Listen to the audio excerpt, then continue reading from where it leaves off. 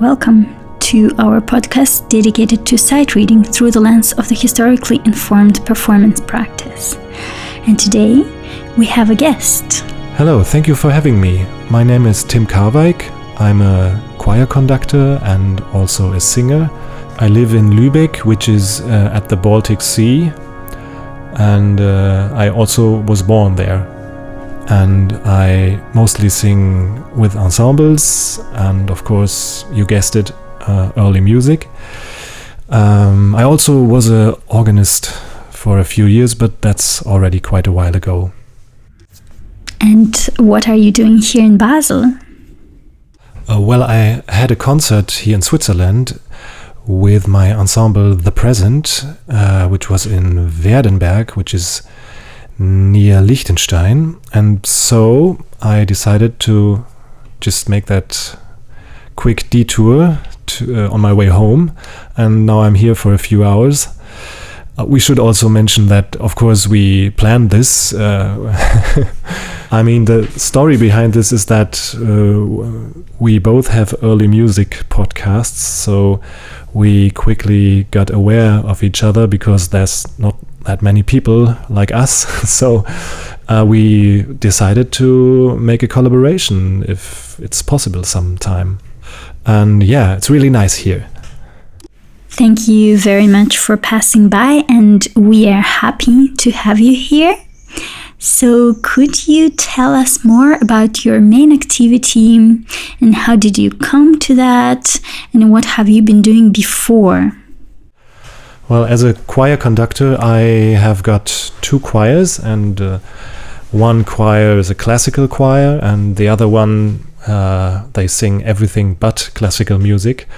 The other part of my music business is singing, where I mostly sing in churches, so whenever there's a Bach cantata, they hire me as a tenor, and then I really enjoy singing with different ensembles, mostly with The Present, which is an ensemble that is dedicated to mixing early music with modern music. So, for example, we have a program where we sort of entwine the Bach motets for 8 voices with Luciano Berius a Ronne, and we love exploring these connections between these parts of music history. So now I'm a self-employed musician, but before that I studied musicology and made my degree, and then parallel I made an apprenticeship as a church musician, which is a degree in Germany for part-time jobs at a church. So 50% of my day was making church music, playing the organ and conducting a choir and so on. I did that for about 5 years right after I studied musicology, and then the singing got more and more involved. Maybe you can tell us also more about your musical background and how did you become a musician, and maybe how music entered your life, maybe about your childhood.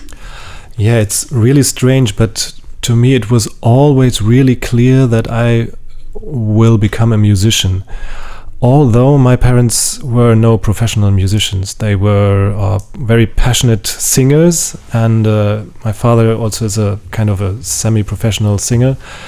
But somehow I always thought I'm going to become a musician, and then I tried different instruments, and I sang in a boys choir in my hometown, which is Lübeck. And as I finished school, I just had a really, really lazy period in my life where I wanted to become a conductor, but I was really not that I didn't have the discipline to practicing the piano and so on. So because I wanted to have some connection to music, I studied musicology. Because I always loved early music, studying musicology was not the worst decision I made. So you have a podcast, and it's in German, so it might be useful for those people who would like to discover some early music. Maybe they don't speak English, so they could listen to your podcast. Could you tell us about the idea, the concept of your podcast? What was the main motivation for you? So maybe this kind of existential questions.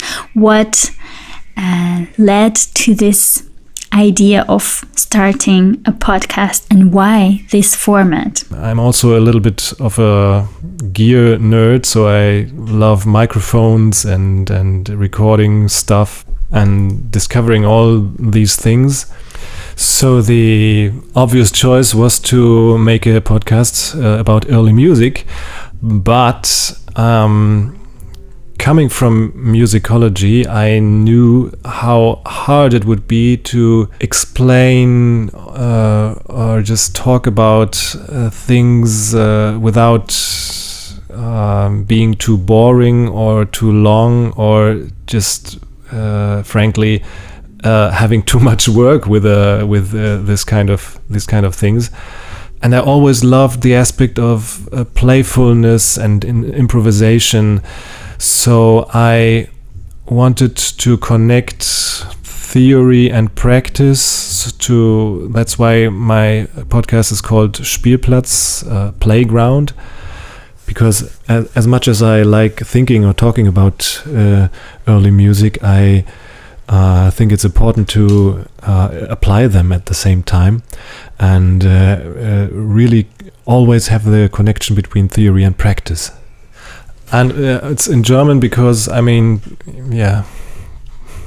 just listen to these long pauses I have to take in English. Maybe you could also share your experience of the time, because for me, our project Inside Reading Enlightenment exists now more than a year, and it's really interesting to see the dynamic and the development. So maybe you already have some overall experience with it, and what direction you would like to develop with your podcast. Maybe also tell our listeners more about the behind the scenes, like microphones. I don't know, how do you record? What is the process of your recording? How do you combine the elements, the musical elements, the talking part? Maybe there is a certain logic behind that. To be honest, I can't really tell you anything about the development, because I'm really afraid to look at the numbers. So how many people listen to it? When did they stop listening? How old are they? I get some feedback and I'm really happy about it. But I think it's better for my personal sanity to not look at those numbers or just read too much into comments or stuff like that. And to give you a quick behind the scenes look, so what I love is having really lots of a lot of gear to make the sound as good as possible. But then I love also the idea of just having not to edit things, so to make it as natural as possible and as much as a sort of casual conversation between friends who then just pick up their instruments and start playing. So of course I also edit some parts when something goes wrong or a guest says, let's cut that out. Normally I visit my guests, and then it takes a really good amount of time to just set up all my stuff, and then we record for 45 minutes, and then I leave them.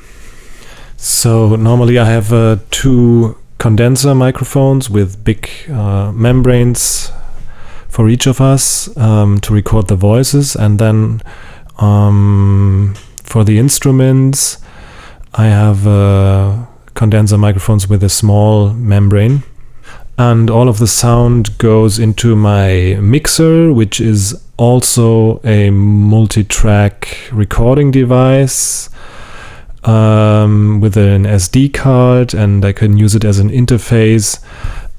It's a Zoom L12, for those of you who want to know. It's what we call eierlegende Wollmilchsau in German, which means, or just Google it. Your vocabulary will become richer, and your life in general. And when the recording is done, I record an introduction at home to just introduce the guest and to explain what will happen in the next half hour or so. Then I have my introduction music for the beginning and the end, which is always the same, and voila. I always think of a certain topic or element from early music which could be interesting both theoretically and practically, so that we talk about something during the interview, and then my guest or I just show that, or we try to play with it. So there's not that much of a given structure, just some key points that we talk about, and some musical elements that we play then. I should maybe also mention the name of my podcast, right? It's called Spielplatz Alte Musik, and you can find me on Instagram, and can download the episodes wherever you get your podcasts. So today we are reading some Bicinia from the collection of Pierre Falaise, printed in Antwerp. And the first publication was in 1577. The second one is 1519. And yes, that's mostly the collection of Bicinias written by Orlando di Lasso. Yes, it's the composer that probably experienced the most changes of his name. So in this collection, he's called Orlando Lassuccio, which is sweet, I find.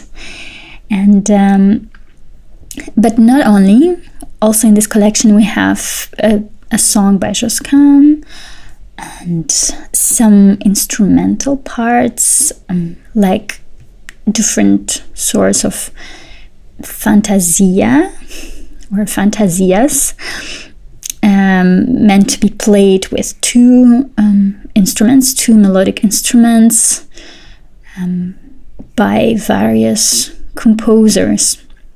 And there was even one by I don't remember which one, but it was a literal battaglia that follows the course of the battle and describes maybe the story of a battle with different signals. And maybe for now we are not used to this rhetorics and this discourse anymore, but at that time people would recognize some signs of what is happening in this battle.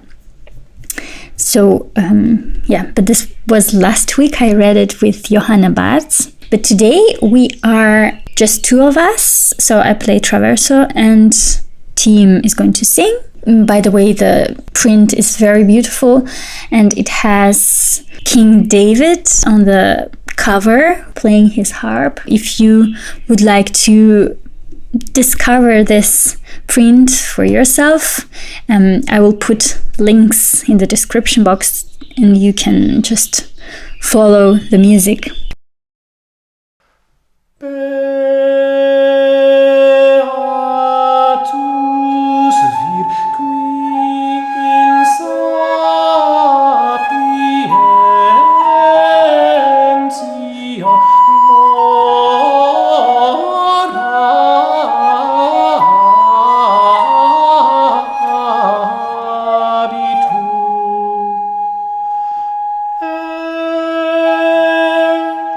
Queen Justitia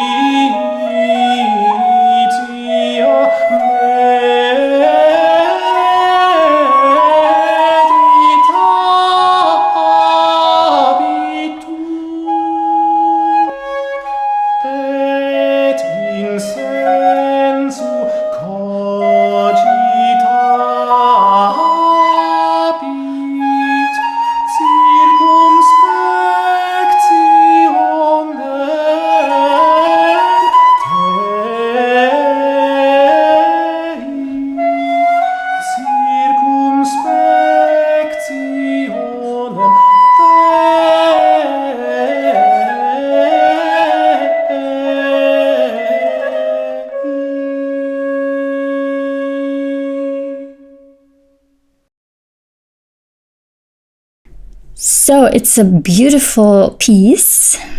I would say, in a way, it sounds philosophical. Here is the translation of the text. Blessed is the man who shall continue in wisdom and who shall meditate in his justice, and in his mind shall think of the all-seeing eye of God. Okay, Tim, how did you find this part for yourself? You were singing the tenor part, which is called here the altus, but no problem, you could read it. Well, first of all, you're right. You can't really trust the names of the voices for the singing parts. Here it's an altus voice, and you kind of have to look where the clef is, and then is it more than a fifth above that clef, the ambitus, and if not, it's likely singable for me, which is the case here. Luckily for me, I sang a lot of early music from manuscripts already, so I'm quite used to it, although I don't do it that often nowadays. But I would also say that once you get to know these few special signs and you get used to the old clefs, it's kind of the easiest style to sing this, I mean the vocal polyphony, because there's not that many leaps. Of course the rhythm is a little more difficult than with Mozart, but it has a smooth way of singing. Now Di Lasso is a little bit tricky because I mean he's at the end of the Renaissance, so he already has got some leaps. He loves just jumping up a small sixth, which is what he does 2 times in here, I think. So these are the more demanding parts. But then on the other hand, that's what makes this piece also really beautiful and interesting. And then of course the placement of the text in general, which is always a little uncertain. I mean, it's not that ambiguous here. It's quite clear where the text should go, but there are some manuscripts from that time where you kind of have to just go through it and sometimes guess where the text should go and what syllable should be put where. You kind of can go by the rule of thumb that the second to last syllable has got most of the notes in a phrase. So that's a way to get your way through this piece by sight reading.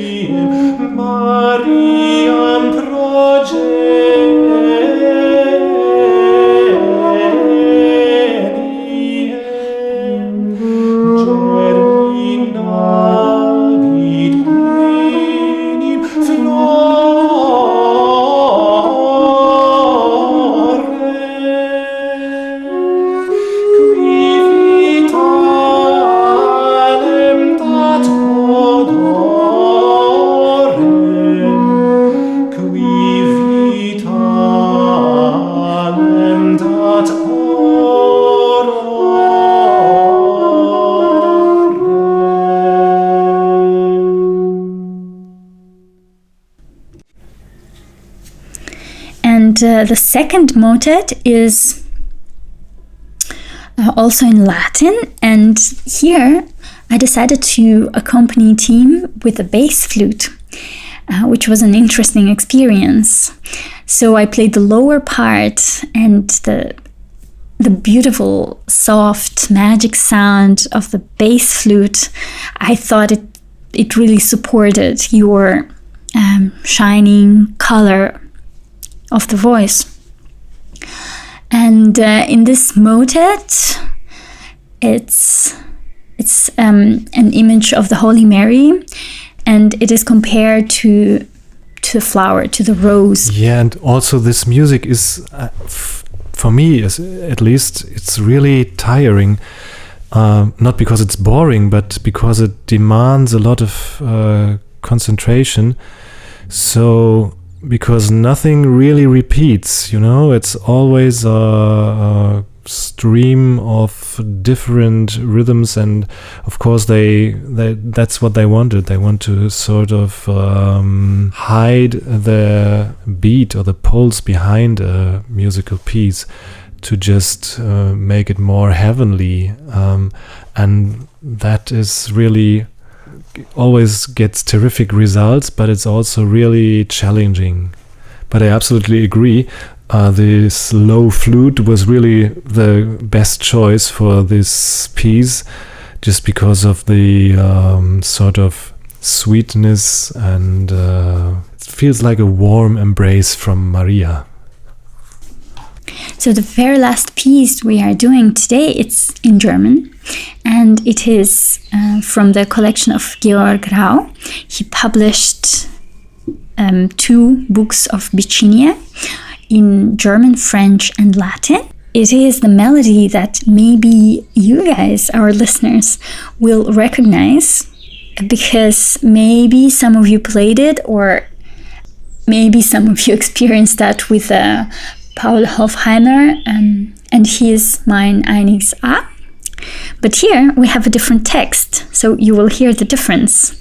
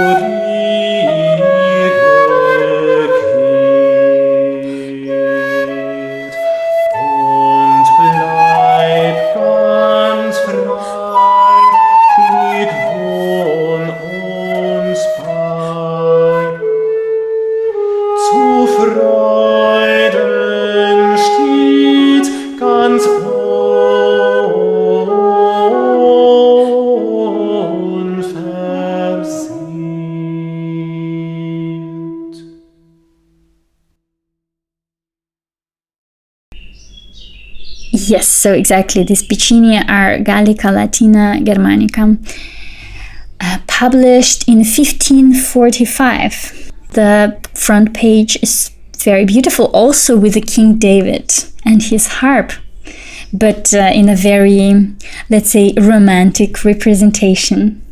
We experimented with this song where I tried to play one octave higher, how it would usually sound, but in this case, we tried different possibilities, and I found that the flute sounding at pitch, that was the best one, because it was kind of then blending together with your voice. Fantastic music, really beautiful. Yeah, you're absolutely right. I mean, in this era, it's all about balance. Whenever you make a leap upwards, it should always be followed by some stepwise motion downwards, and you can't have too many leaps in the same direction and so on. So also regarding the ambitus of the voices, or I mean, when you have two voices, they shouldn't be that far apart from each other, so to make it more balanced.